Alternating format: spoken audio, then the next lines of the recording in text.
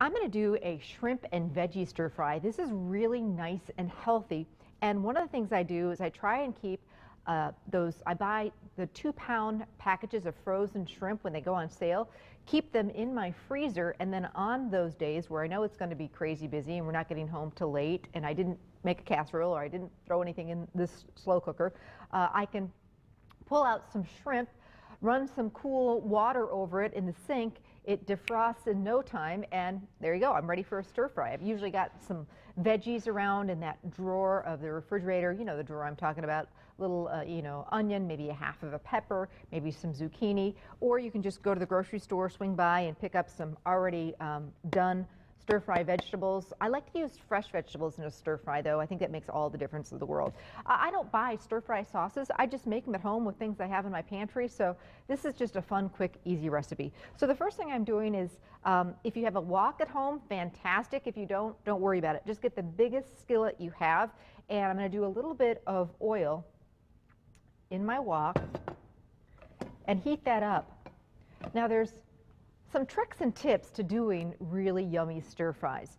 And I've watched, I've been lucky enough to be in the kitchen of lots of different, Asian restaurants, so I've been able to watch and, learn from them. But also, if you do go out for Chinese, and even one of those quick pickup fast food Chinese places, you can kind of get a glimpse into their kitchen, and they're moving things very, very quickly. They're using big pans, lots of fire, lots of heat, and they do things in batches. So when I do a stir fry, I do it in batches too, and you'll see what I'm talking about. So the first thing I want to do is heat up this oil and make sure it's good and hot. And I've got about a pound and a half of shrimp. That's the other thing with the shrimp stir fry recipe. You don't need a whole ton of shrimp. We're going to serve this over rice, which is going to stretch our dollar. We've got vegetables that's going to stretch it. So even if you were on a budget and just wanted to use a 1/4 pound or a 1/2 pound of shrimp, it's all going to work great for you. So this is just frozen shrimp that we've thawed out. It's the uncooked shrimp, which is really important to use uncooked shrimp when you're using shrimp in recipes like this. And then this actually happened to come peeled and deveined already, so we don't have to do any of the work. It's all ready for us. So I'm going to take that shrimp, and this is the sound you want to hear. You want to hear that sizzle. And if you don't hear that sizzle, wait until the pan and the oil gets hot enough until you do hear it. So you notice when I'm putting the shrimp, kind of placing it around in the pan so that it's not right next to each other. That way the shrimp is going to get some nice color.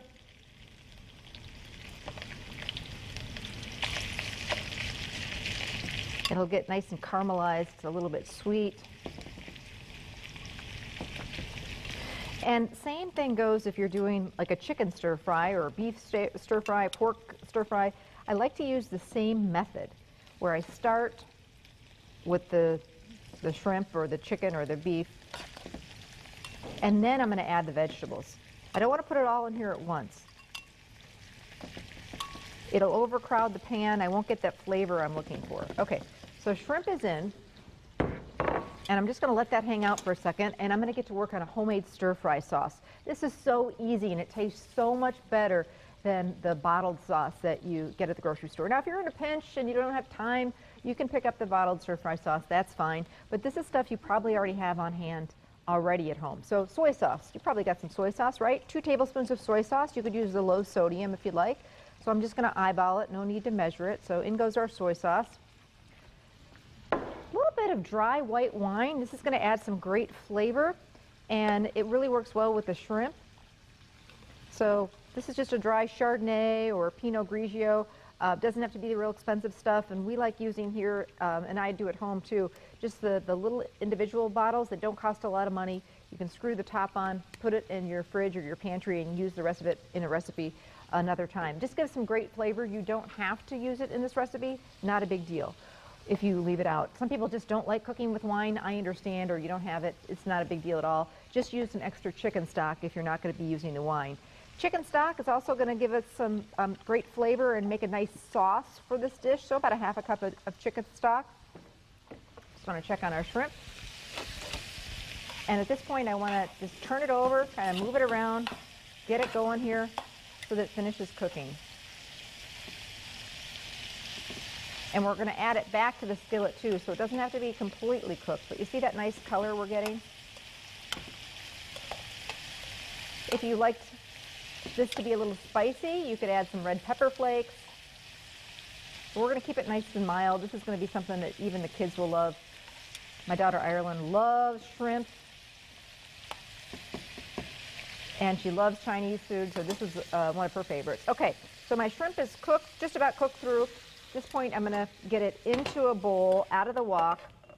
I don't want to overcook it and get it rubbery. And any of the juices that accumulate from the shrimp, just get them in that bowl and we'll set it aside. Okay, wok goes back on to the burner, and we're going to take some more oil.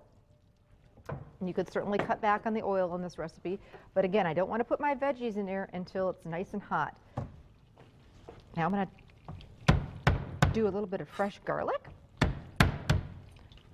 I'm not a big fan of the fancy garlic presses. I just do it myself. Just chop it up. Our pan, I can hear that oil popping. That's a good thing. The key is, for the stir-fry vegetables, is you don't want to overcook them. You want them to be tender crisp. So we've got a couple of cups of just wonderful stir-fry vegetables, or as I was, that vegetable already did the work for me. Or you can hit the salad bar. Let's say that you've got a little bit of an onion at home, and maybe you've got a little bit of celery and carrot at home, but you don't have some pepper, or you don't have some broccoli or mushrooms. You can actually hit the salad bar at Festival Foods and just grab little bits of what you need for your recipe. You don't just have to make a salad with the ingredients of the salad bar and use it in a stir fry, or pick up a container of stir fry vegetables. So in go our vegetables. Lots of great color here. And I'm just going to give them a toss, get them going, start the cooking.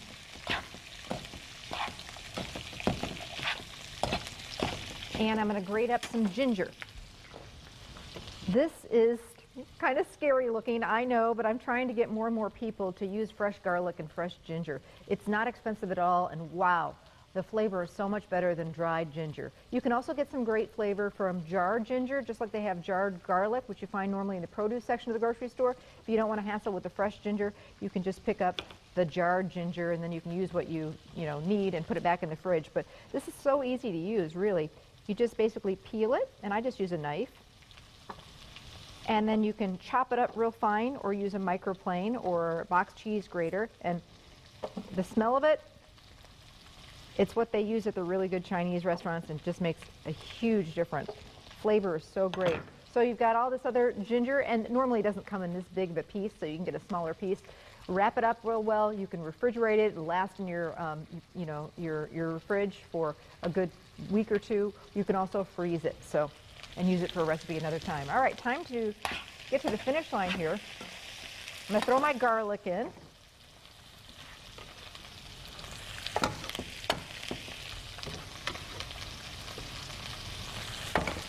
And you got to be really careful with the garlic. Once it's in there, get it moving around. Don't want it to burn. Oh my gosh, it smells so good. Fresh ginger.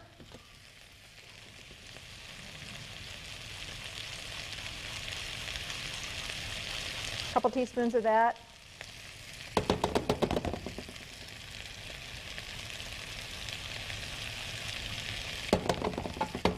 Okay, shrimp's going to go back in, and any juices that accumulated in there, get that toss together, and now we're going to add our sauce. We started with the soy sauce, the chicken stock, dry white wine. I added some cornstarch to thicken it up. This is going to go right in here. And in minutes, it's going to thicken up and kind of coat the veggies and be just wonderful. So I'm just going to give that a second or two, and I'm going to chop up some scallions, which are going to go on the top. We started the show, what, 10 minutes or so ago, and we're just about to the finish line. So told you this was a quick, easy fix, and it's just something fun to get into the habit of doing. Just chopping some scallions for the top. That's optional. You don't have to do it at all, but it gives it some nice, like a hint of onion flavor. If you don't have scallions in the house, so no big deal. Just steamed up